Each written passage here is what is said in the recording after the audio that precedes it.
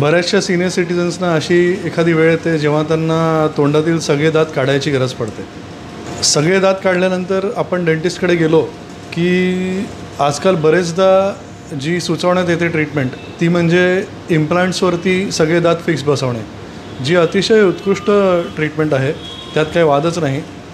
पण त्या ट्रीटमेंटला लागणारा खर्च, त्या ट्रीटमेंटला लागणारा वेळ आणि त्या ट्रीटमेंटला लागणारी शारीरिक तयारी आणि शारीरिक आणि मानसिक तयारी प्रत्येकाचीच असेल असं नाही.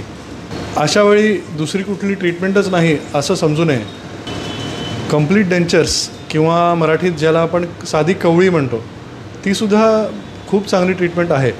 आणि दाताची कवळी बनवणे ही एक कला आहे.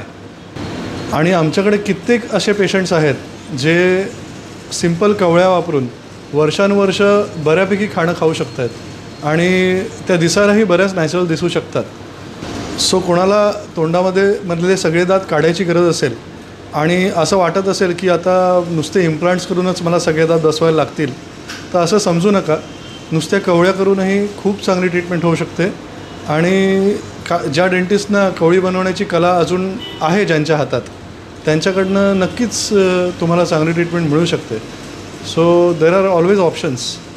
जस्ट तुम्ही तुमच्या डेंटिस्टना विचारा.